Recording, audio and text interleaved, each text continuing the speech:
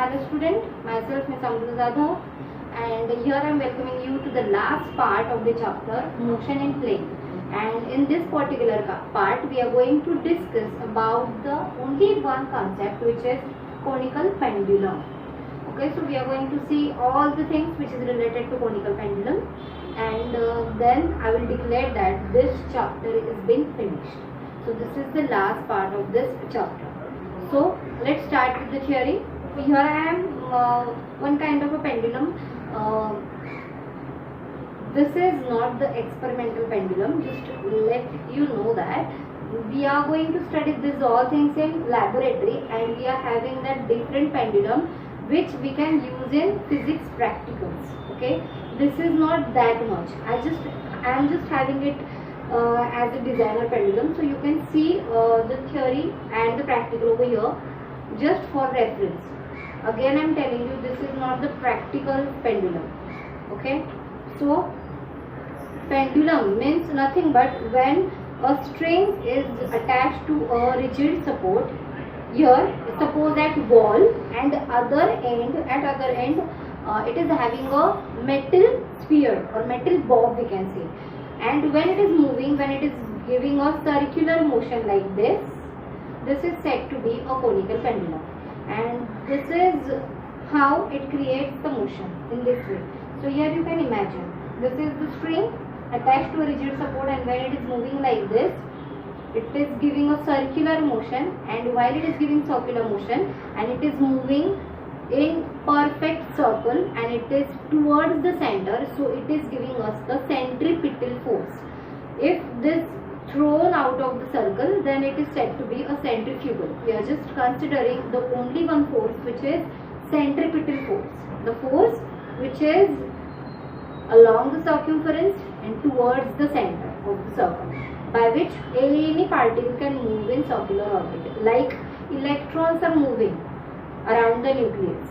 Okay, so in a similar way, so you can imagine like this. So what exactly components which has to be considered while giving such kind of motion? As you can see, this is the pendulum.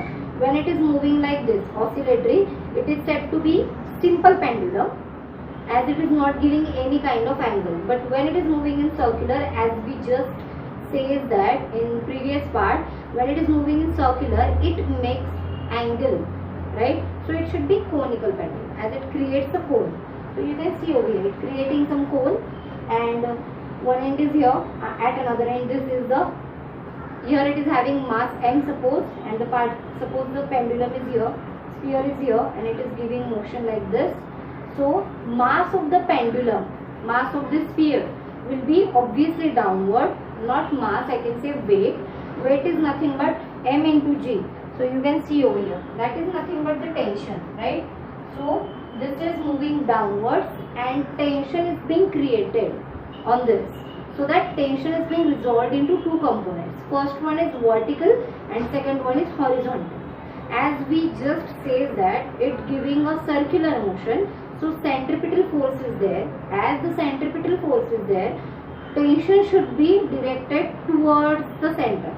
So as tension resolved into two, first is T cos theta, it is vertical, and the second is T sin theta, it is horizontal. Okay, so T cos theta is vertically upward, so you can see over here, T cos theta is first component, this is being defined. Now what is T sin theta? Is the horizontal component, which should be directed towards the center. So I have given the arrow over here. This is T sin theta, and it is going towards the center of the circle. It is moving with the constant angular speed omega. Okay, and this is the height of the pendulum. This is the length of the pendulum. What is difference between height and length? This is actual height. This is height, and this is length. What I have done, what is the difference? While we are considering a sphere, including the sphere it will be length, and excluding the sphere it will be height. So this is height, this is length of the pendulum, this is r, and P has been resolved into 2. So this is all about the diagram. Now we are going to derive the equation of it. We are going to find out the value for t. Okay, so let's have a look at the diagram. We'll find out value for t. Now before moving towards the value for t, we will write the value for r and h also. We can have the value for r and h in different formations. How? You can see the triangle over here, this triangle. In this triangle, 90-degree angle is being created. So Pythagoras theorem is applied, and even we can find out the sin theta and cos theta of the same. So what will be sin theta? Just tell me. Sin theta from this triangle. Here is the theta. Sin of theta. Opposite side divided by hypotenuse. What is opposite side? R. What is hypotenuse? L. So we can write R in this way. This is L sin theta. So instead of R, I can write L sin theta. Similar way we can find out value for H. I can write cos theta. What is cos theta? Adjacent side divided by hypotenuse. H by L. So H will be L cos theta. So we got the value for H also. H is L H L cos theta. Okay, so we have got all the values, and now we will find out the formula for t from all of this. So from the diagram you can see t cos theta is in upward and mg is downward. So that means both the things, that means t cos theta and mg, both are balancing each other. So I will get the equation as this. I will call this equation as 1. T cos theta is equal to mg. Now what about the second? T sin theta. Have a look at the T sin theta. As I told you, T cos theta is moving towards the center and it is giving us the centripetal force. So I can say T sin theta is giving a force, and we have derived the formula for F, which is mv square by r. In previous part we have seen the formula of the centripetal force, which is mv square by r. We are not going to consider the sign conventions that I have told you. While we are considering centripetal, it should be minus, and while we are considering centrifugal, it is plus. But right now we are not going to consider the sign conventions. We will just see the magnitudes over here, because I haven't write any bar on the top of the any number. That means it is not in vector formation. Okay, so we are not going to consider the signs. Now, as we got the two equations, first is t cos theta is equal to mg, second one is t sin theta is equal to mv square by r. Now I am going to divide both the equations by dividing 2. Sorry, this is 2 by 1.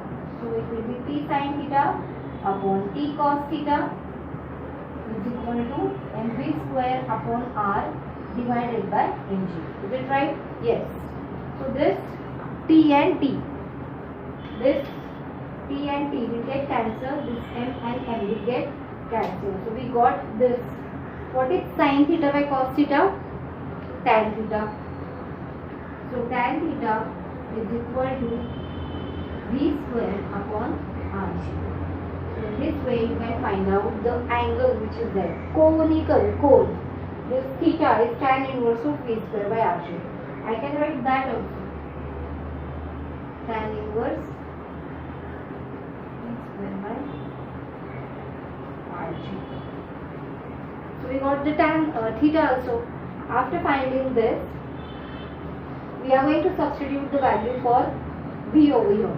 Okay, so let's find out. We are going to find out the value for t, right? And in this we have just cut the t.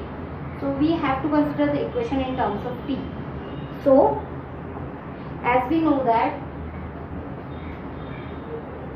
v, which is nothing but distance covered divided by time, and that should be periodic time. So v is equal to distance covered is 2 pi r by periodic time t, right? So what will be t? T is nothing but 2 pi r by v.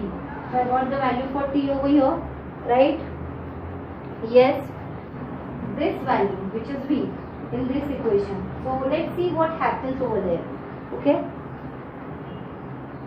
v square by rg, tan theta is equal to v square by rg, right? So I'm going to put the value for v in that equation. So I will get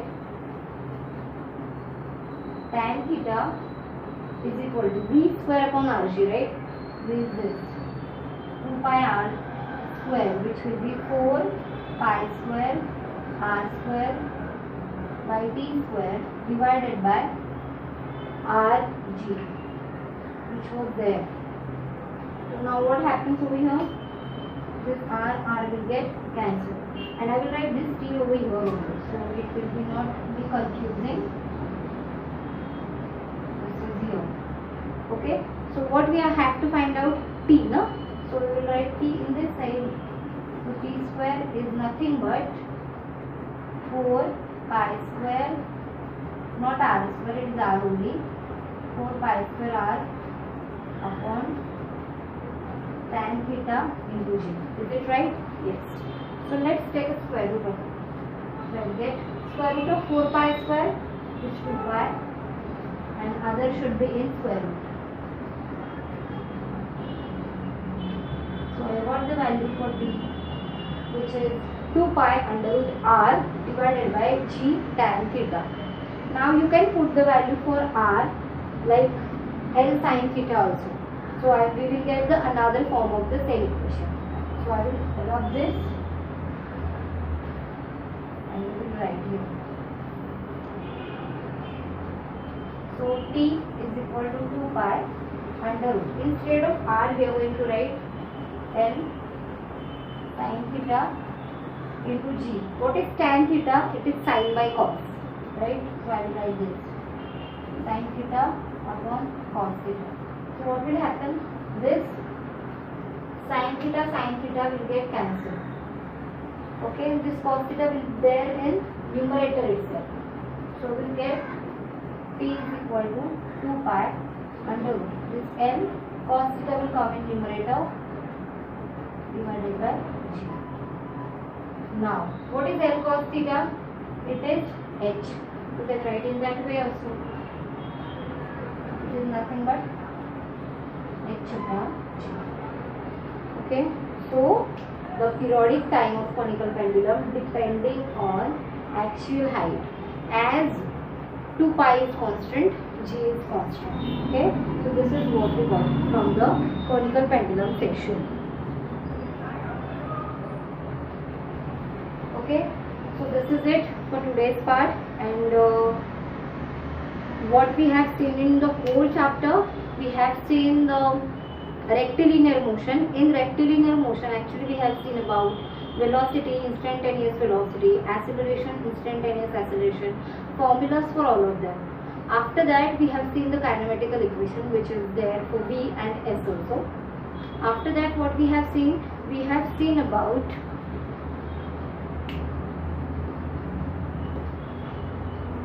uniform circular motion. We have seen all the concept which is related to uniform circular motion. Then we have done the equation of projectile motion, range, maximum height, and then time of flight was